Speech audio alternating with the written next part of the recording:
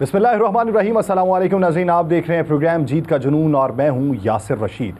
नाज़रीन, ये group matches जो हैं उसमें क्या कारकर्दगी रही है और पाकिस्तान के हवाले से चार्ज शीट क्या पेश की गई है। गैरी क्रिस्टन की होने वाली प्रेस कॉन्फ्रेंस कि जिसमें उन्होंने फ़र्द वाहिद से लेके मजमूई तौर पे पाकिस्तानी टीम के किरदार के ऊपर बात की, जिसमें यह भी बात की गई कि रवैया किसी का ठीक नहीं था, जिसमें यह भी बात की गई कि एक दूसरे की शक्ल देखना भी पसंद नहीं करते थे। जिस प्रेस कॉन्फ्रेंस के अंदर यह बात की गई कि दुनिया की बहुत सी टीम्स देखी हैं लेकिन पाकिस्तानी टीम जैसी कोई टीम नहीं देखी।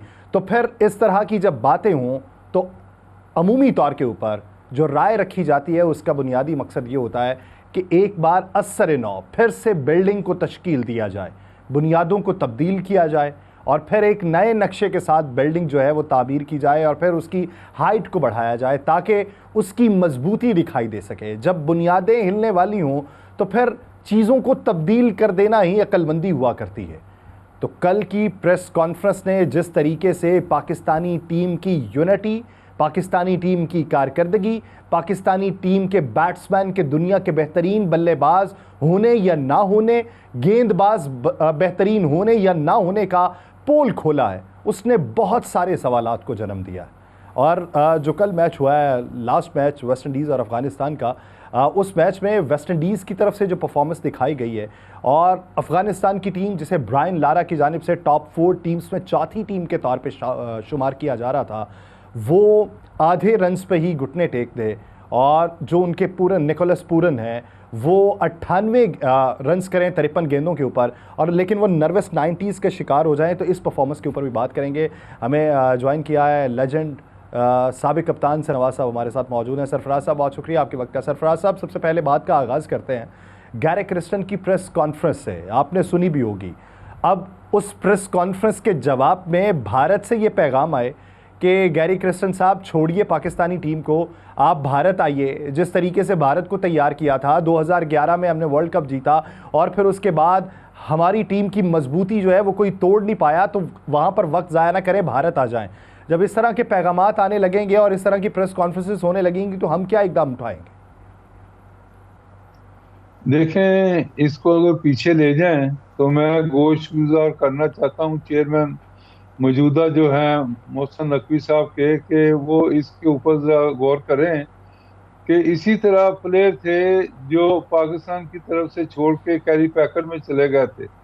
उसमें मुश्ताक, आसिफ, माजिद खान, जहीर अब्बास, इमरान खान, ये तमाम पैसे के लालच में चले गए थे और पाकिस्तान में इंग्लैंड टीम का दौरा था, 78 की बात कर रहा हूँ।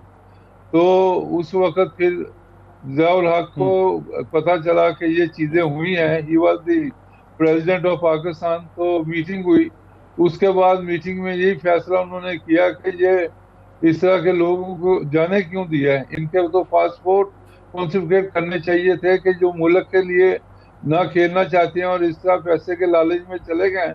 बहरहाल थ्रो देम आउट, और उनके बगैर हम मैच खेले हैं। ये देखें किस तरह जबरदस्त नाम मैं बता रहा हूँ दोबारा, मुश्ताक मोहम्मद, आसिफ इकबाल, माजिद खान, जहीर अब्बास, इमरान खान, 5 इतने जबरदस्त, शायद एक आधा और भी होगा जबरदस्त प्लेयर जो टीम से निकल जाएं। तो all of a sudden youngster आप जो लेके आए, तो उसमें फिर आपके सामने प्लेयर आए हैं, मोहसिन खान आया है, उसके बाद फिर ये आपके 2-3 और प्लेयर, शुएब मोहम्मद आया है, उसके अलावा फिर ये आपका ओपनर दूसरा भी था। इस तरह ये प्लेयर आए हैं।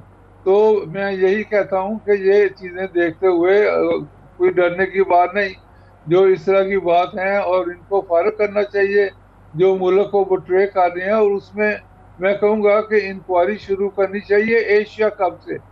एशिया कप में जिस तरह ये हारते रहे हैं और पाकिस्तान टीम को इन्होंने जो अपना दिखाया है और वहाँ को अजियत दी है मैच हार हार के, उसके बाद वर्ल्ड कप के ऊपर जो बकवास हम सुनते रहे हैं, बकवास मैं इसलिए कह रहा हूँ कि जो इन्होंने वह हयातियाँ की हैं वहाँ पे के टीम मान नहीं रही, 3 साल का कॉन्ट्रैक्ट दे दें। फिर एक युवा ग्रुप के आदमी इंतमामुल हक को, जो बाद में देखें इंक्वायरी शुरू हुई है, वो अभी तक पता नहीं कहाँ है, उसको भेजा गया इंडिया में कि प्लेयरों को मना के लाएं। और ये सारा मिली भगत जो चल रही थी, उसके बाद 8 प्लेयरों का पता चला कि ये जो इंतजाम के कंट्रोल में है, और इंतजाम का वादा है उन 8 प्लेयरों से कि आपको कभी ड्रॉप नहीं किया जाएगा, और आप हमेशा, मैं आपको श्योर करता हूँ कि 25 या पता नहीं 30% हमारे बीच में रखें, जो आपको इनकम आती है, तो उसके बाद फिर आपको हम टीम के अंदर ही रखेंगे। अब एक और मामला शुरू हो गया है, ये जो अपना अजहर है, उसके बाद उसकी बेगम साहबा, तो ये एक अलग कंपनी बना रहे हैं, तो ये सारी चीजें, और वो जो ज़कात साहब ने इंक्वायरी की, इंतजाम ने रिजाइन कर दिया, उसका आज तक नहीं पता चला क्या बना। तो ये सारी चीजें मेरा ख्याल है कम्फर्ट होनी चाहिए। उससे पहले की बात कर लें कि इजाज बार ने 8 प्लेयरों को सैक किया ऑस्ट्रेलिया टूर के बाद, जुए के अंदर ही। उसके साथ फिर और इस तरह की बड़ी चीजें हैं जो मैं आपको बताना चाहूंगा। मैं ये भी बता दूं कि 2001 में लेकिन लेकिन यहाँ पे कप्तान जी, इससे हटके ये भी तो सवाल है ना कि बुनियादी तौर पे कारकर्दगी भी आप ना दिखा पाए, एक दूसरे से आप खुन्नस निकालें बाकायदा तौर पे, और कदूरतें हों, मुनाफरत हो, जिसकी बुनियाद के ऊपर आप, वो गैरी क्रिस्टन ये कहते हैं कि क्रीज पे जाके भी बल्लेबाज एक दूसरे को देखना पसंद नहीं करते थे। वो उसके अलावा उन्होंने ये भी कहा है कि इनको इतनी अकल नहीं है बैट्समैनों को कि किस वक्त कौन सी शॉट खेलनी है। अब ये देखें, they are professional. 60 lakh, 45 lakh, 35 lakh इनकी मंथली इनको तनख्वाह मिलती है। तो उसके बाद ये जो इस तरह की हरकतें कर रहे हैं, डोंट यू थिंक अपना यासर के दे शुड बी सैक, और इनको सैलरी वगैरह सारा खत्म करके दोबारा से अपना जो अब्दुल हफीज कारदार साहब ने सिस्टम बनाया था कि डिपार्टमेंटों में जाके खेलें और अपने आप को साबित करें कि आपकी फिटनेस ठीक है, आपकी अपना परफॉर्मेंस ठीक है, और उसके बाद आप सिंसियरली खेल रहे हैं टीमों की तरफ से, अपना डिपार्टमेंट से। तो अब ये डिपार्टमेंटों में इनको भेजें ताकि वो डिपार्टमेंट वाले इनको देखें। अब 6 प्लेयर वहीं से गायब हो गए। वो कहते हैं कि हमने अमेरिका ही में रहना है। पाकिस्तान क्रिकेट बोर्ड को चाहिए था, जो मैनेजर जो भी है, पासपोर्ट उसके पास होते हैं, इन 6 प्लेयरों को पासपोर्ट ना देता, इनको बुलाते पाकिस्तान के। पहले तो इंक्वायरी जो होगी या जो भी डिस्कशन होगी, चेयरमैन साहब आपसे बात करना चाहेंगे, तो आमने सामने पहले तो बात करें जाके पाकिस्तान, उसके बाद वहां हम आपको पासपोर्ट दे देंगे। उसके बाद फिर आपने जाना हो जहां, वो आपकी मर्जी है जी। लेकिन यहाँ पे आप ये भी देखिए कि अब बैनुल अक़वामी सतह पे जो साबिक़ क्रिकेटर्स हैं, वो ये भी राय रखना शुरू हो गए हैं और मशवरे देना शुरू हो गए हैं आईसीसी को कि जिस तरह की परफॉर्मेंस पाकिस्तानी टीम की है, इनको अगले वर्ल्ड कप में क्वालिफाइंग राउंड में ज़रूर फेंकें। वो मेरा ख्याल है कि जाएंगे, क्योंकि ये इसलिए मैं शायद ये बात जाए क्योंकि होम कंट्री में ये टूर्नामेंट होगा, चैंपियन ट्रॉफी। इसलिए मेरा ख्याल है कि जैसे वेस्ट इंडीज को और यूएसए को क्वालिफाई नहीं करना पड़ा क्योंकि होम सीरीज थी उनकी, तो सारा मैच वगैरह वहाँ थे, इसलिए ये एग्जम्पशन होती है इनके लिए, जो जिसके मुल्क में ट्रॉफी हो रही हो, तो ये इनकी शायद यहाँ से बचत हो जाए जी। शायद यहाँ से बचत हो जाए, लेकिन तौर पे कारकर्दगी के ऊपर जो सवालात उठते हैं, और शायद क्रिकेट के एक दिमाग के हैं और एक क्रिकेट एक्सपर्ट्स के हैं, और फिर जब आपके कोचेज़ आपके बारे में ये बातें करना शुरू करते हैं, तो फिर बैनुल अक़वामी सतह पे आपका तशख़्ख़ुस क्या रहता है? यानी आप दुनिया के ऊपर, क्रिकेट की दुनिया के ऊपर हुक्मरानी के दावेदार तो हों, लेकिन आपकी परफॉर्मेंस किसी एक प्यादे के बराबर भी ना हो, तो फिर वहाँ पर सोच विचार के लिए एक लंबे गैप की भी ज़रूरत होती है। एक ब्रेक लेते हैं, ब्रेक लेने के बाद वापस आएंगे, इसके ऊपर मज़ीद बात होगी। नाज़रीन कहीं नहीं जाए।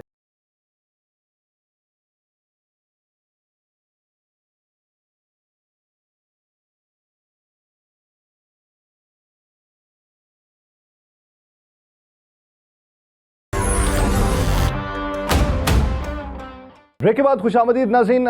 वो सवालात जो ब्रेक से पहले जिसके ऊपर तज़किरा हो रहा था, और सरफराज नवाज़ साहब ने उसके ऊपर राय ये रखी कि सैक कर देना चाहिए, उसके अंदर जो भी आता है वो नहीं देखना चाहिए, क्योंकि माजी का हवाला उन्होंने खूब दिया कि माजी के अगर बड़े नाम जो थे उन पे इस तरीके से एक्शन लिया गया था, तो अब भी बड़े नामों के ऊपर एक्शन लिया जा सकता है। क्योंकि अगर आपने अपने घर को मजबूत करना है, अगर आपने अपने टीम कॉम्बिनेशन को अच्छा करना है, और अगर आपने अपने बैटिंग ऑर्डर्स के अंदर तब्दीली लानी है और दुनिया के ऊपर वही धाक बैठानी है कि दुनिया वाले अंगुश्ते बदंदा हो रहे थे 2 साल पहले और अपने नाखून चबाए जा रहे थे कि पाकिस्तानी टीम के अंदर ऐसी फुर्ती किस तरीके से आ गई है और इनके अंदर टैलेंट किस तरीके से उभर के आया, लेकिन वो टैलेंट की जवाल पजीरी जो है वो 2 साल में इस हद तक हुई है कि हम अगर सुपर 8 के मरहले में भी दाखिल नहीं हो पाए तो क्या हम वो एसोसिएट टीम्स जैसे हैं कि जो पहली बार अगर मंजर आम पे आई हैं तो वो आगे बढ़ जाएं और हम देखते चले जाएं। सरफराज नवाज साहब, अगर मजबूरी तौर पे सूरत हाल को देखें,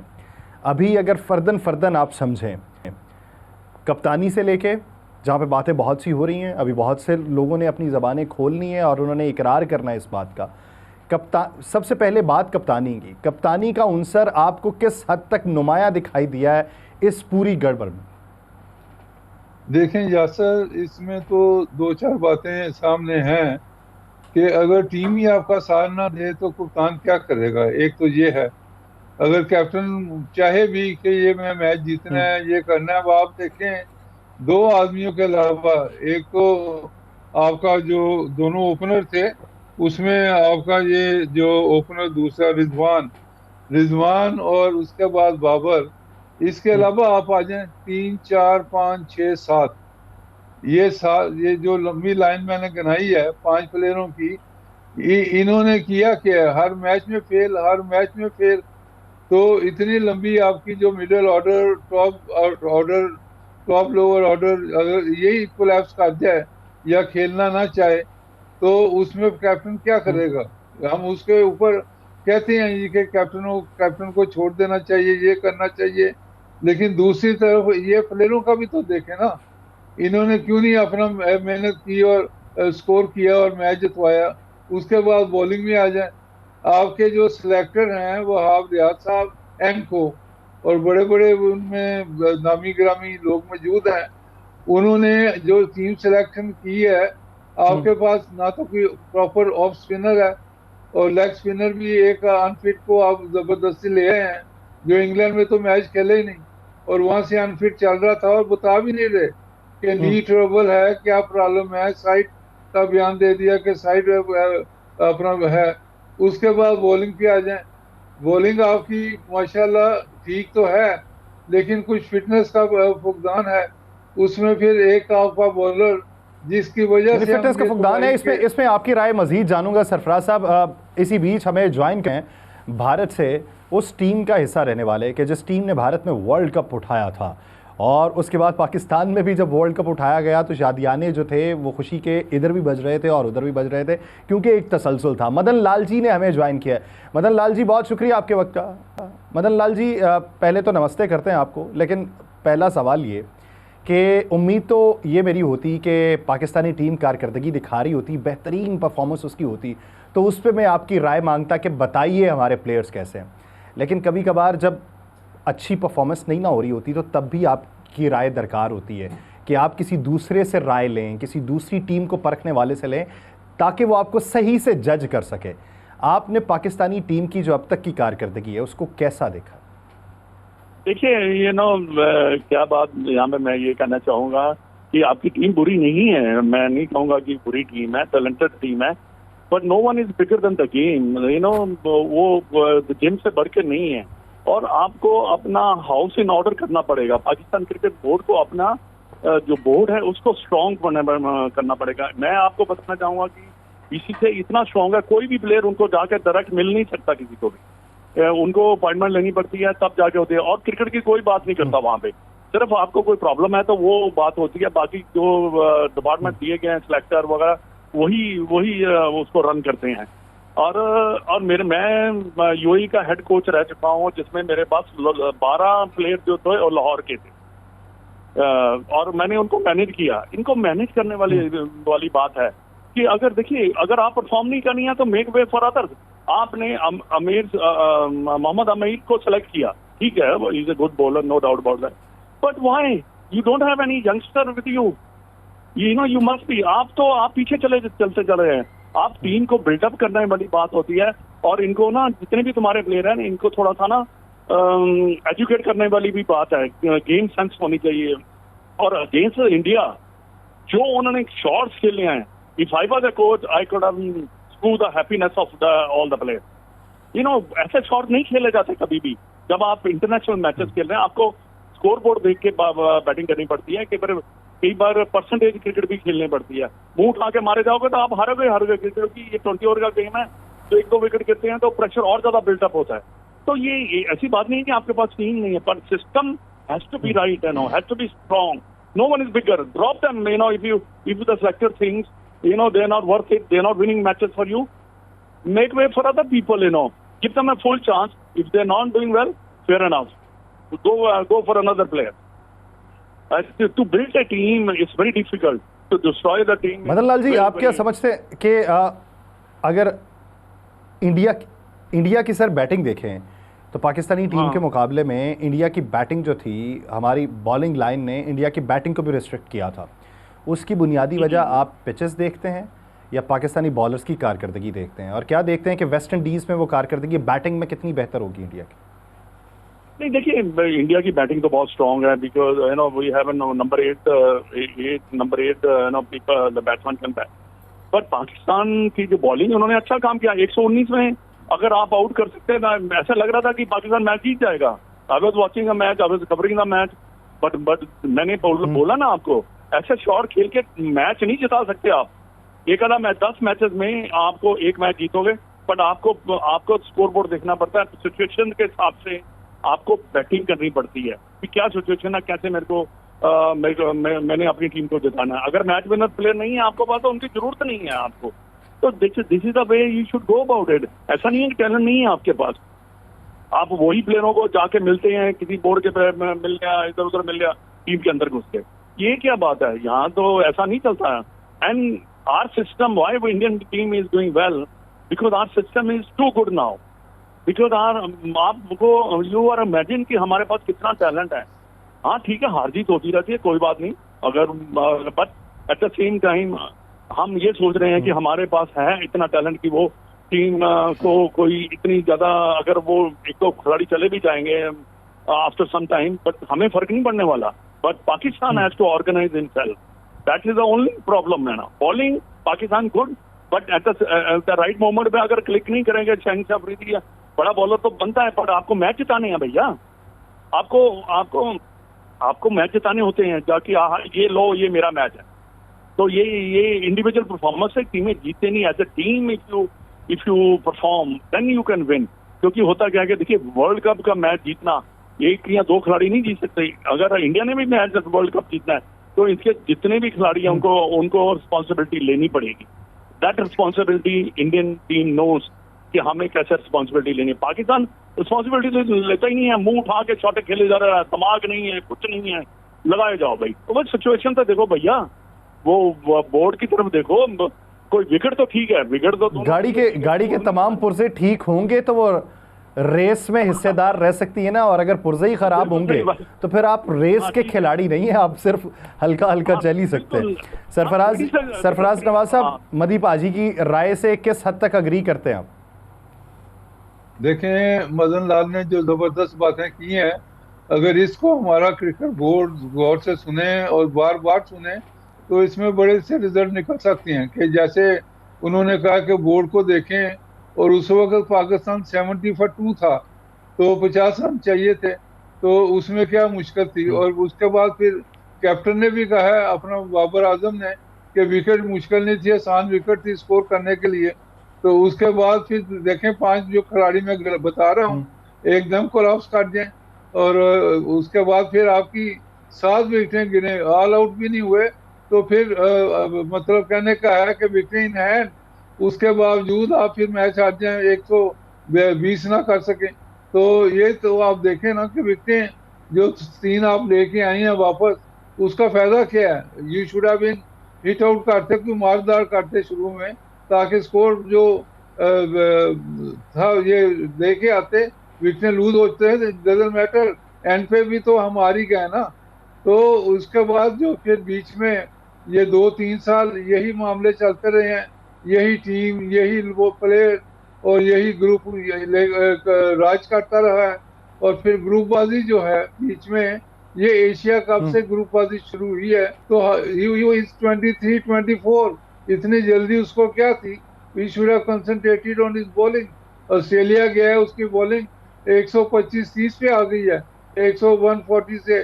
तो ये मैं कहूंगा कि बॉलिंग पे कंसंट्रेट करे, जैसे मदन लाल साहब ने कहा है कि he should have bowled to get the team out. तो उसके बाद फिर दूसरा आपका हारिस है, उसको किसी ने ट्रेन नहीं किया। वो हमेशा पहला ओवर उसका 12-15 रन का होता है, और उसके बाद आखिर में जो उसने 15 रन दिए हैं, ही शुड हैव नोन कि फुल टॉस करा रहा है। उसके बाद फील्ड प्लेसिंग का होना चाहिए था कि मिड ऑफ और मिड ऑन डीप होती, क्योंकि बैट्समैन सीधी ऊंची जरूर मारते हैं आखिर में आके अंडर प्रेशर। तो फील्ड प्लेसिंग भी होनी चाहिए थी बेहतर। तो मैं लेकिन ये कहूँगा आपने कि सजेशंस बहुत अच्छी दी हैं, और पाकिस्तानी कैफियत भी ये थी कि जब एयरपोर्ट पे लगेज लेके बैठे हों तो अपने सामान को बांधे हुए इस सोच में हैं जो कहीं के नहीं रहते वो कहाँ रहते हैं। तो अब देखना ये कि किसको कहाँ पे रखना है। एक ब्रेक लेते हैं, ब्रेक लेने के बाद वापस आएंगे, इसके ऊपर मज़ीद बात होगी। नाज़रीन कहीं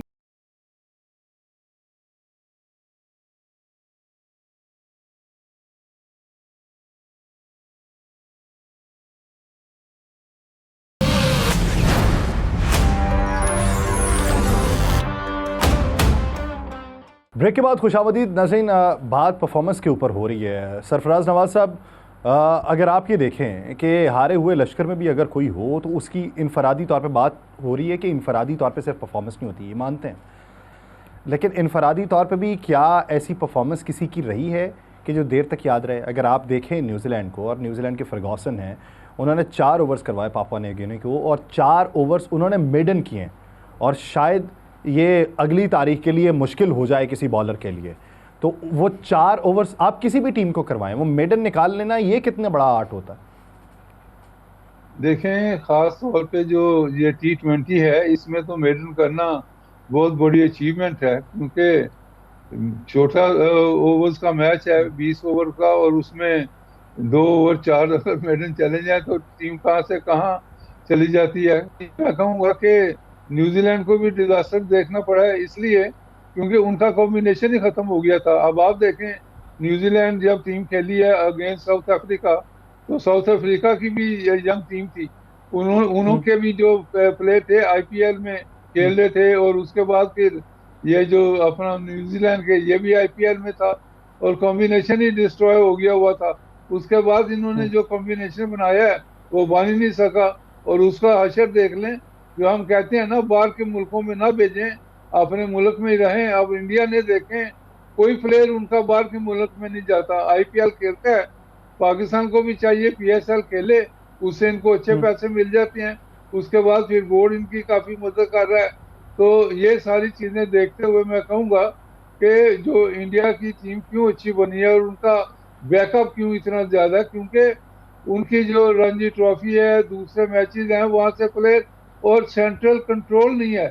पाकिस्तान ने सेंट्रल कंट्रोल रखा हुआ है कि एसोसिएशन कुछ नहीं करेंगी, ये खुद अपने जो सिलेक्शन एसोसिएशन की टीमें बनती हैं, अपने सिलेक्टर भेजते हैं अपना क्रिकेट बोर्ड से।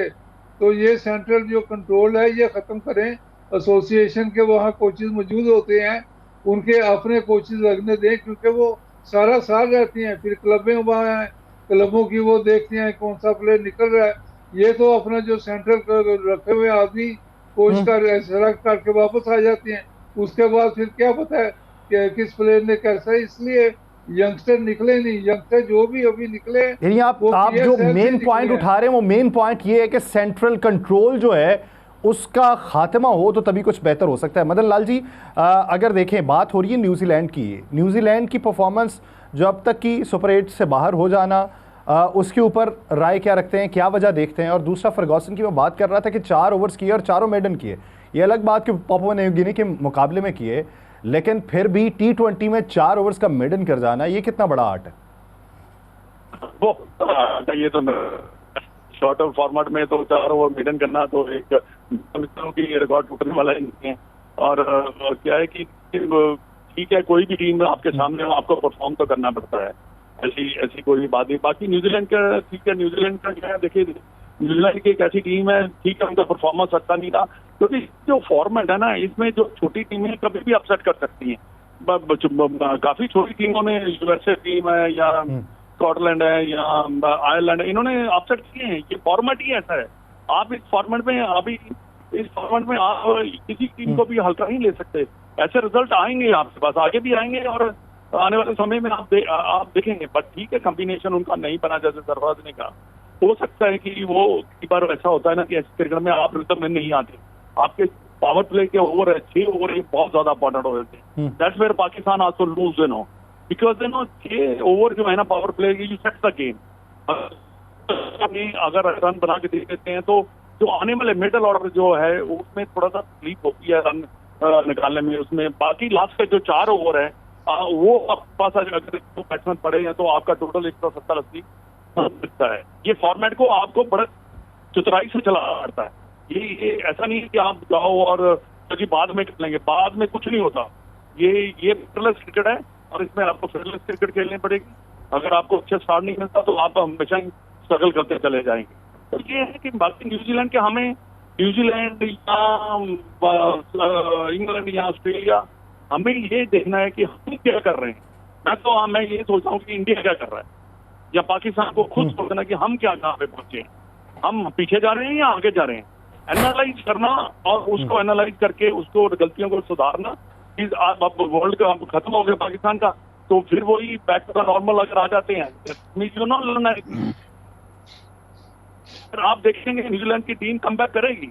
हम नॉट सेइंग वर्ल्ड कप खत्म हो चुका है, but they are organized team. Their board is organized. They set the system in right way. And like एक और बात कहना चाहूंगा कि देखिए हमारे कंट्रियों में ना, इंडिया पाकिस्तान में हम हीरो बना सकते हैं। हम हीरो नहीं हैं, हम हैं स्पोर्ट्समैन। बाकी कंट्रियों में स्पोर्ट्समैन भी नहीं चाहते हैं। हम सारे यहाँ पे हीरो बना देते हैं। हीरो तो बिस्तरों में होते हैं, जो एक बार गिरता फिर उठ जाता है, फिर उठता है, फिर उठ जाता है। तो ये नहीं मैं मानता कि ये स्पोर्ट्समैन है हम, और हमें बिहेव भी स्पोर्ट्स की तरफ करना चाहिए। और एक बार और पाकिस्तान नीड वेरी बैडली मैं कहता हूँ कि स्पोर्ट्स साइकोलॉजिस्ट, स्पोर्ट्स साइकोलॉजिस्ट हमारे कंट्री में आ चुका हुआ है। I have done my own courses for sports psychology. We teach them, but end of the day the game is played on the mind. It's sports psychology is चाहे आपको मर्जी ले आइए, फौरन ले आइए, जितने मर्जी। आपने एक बड़ा अहम नुक्ता उठाया है कि हीरो बनाने की बजाय उसे स्पोर्ट्समैन बनाएं तो ज़्यादा बेहतरी हो सकती है। सरफराज साहब, हमारे यहाँ तो यहाँ पे एक इवेंट जीत के आ जाएं तो बल्ले बल्ले हो जाती है, तो क्या उसकी वजह से वो जो साइकिक थेरेपी है वो नहीं हो पाती और जिसकी वजह से वो मूड बिगड़ जाते हैं? देखें, इनके कॉलर खड़े हो जाते हैं और उसके बाद ये परवाह नहीं करते। मैं आपको बताता हूँ कि जब मैं इंग्लैंड में county cricket as a professional खेलने गया, पाकिस्तान की तरफ से टेस्ट भी खेला हुआ था, तो वापस आया तो मैं ये जो पार्लियामेंट है लाहौर में, इसके पीछे एक रोड़ा ग्राउंड होती थी, एक पत्ता भी घास का नहीं होता था, और चटियल मैदान और पत्थर भी होते थे काफी ग्राउंड में। तो मैं तो वो क्लब क्रिकेट भी खेलता था जाके, और उसके बाद फिर फर्स्ट क्लास सारे मैचेस खेलता था। इनको भी आदत डालनी पड़ेगी कि ये क्लब क्रिकेट भी खेलें, और उसके बाद फिर ये दूसरे मैचेस हैं जहां ये एम्प्लॉय होंगे वो भी खेलें। और ये जो नखरे हैं ये खत्म करने पड़ेंगे। नखरे जो अभी मदन लाल बरादर ने भी नखरे खत्म करना पड़ेंगे, और वो अहद करना पड़ेगा कि अंदलीब मिल के करें आहोजारियाँ, तो हाय गुल पुकार मैं चिल्लाऊं हाय दिल। तो बैठिए, खुद एहतसाबी कीजिए और फिर मालूम पड़े कि किसकी कहाँ पर क्या गलती। वक्त ख़त्म हो चुका है। बहुत शुक्रिया सरफराज नवाज साहब। मदन लाल जी, धन्यवाद इस हवाले से वक्त देने के लिए। नाज़रीन, आपसे मुलाकात होगी कल। अपना बहुत सा ख्याल रखिएगा।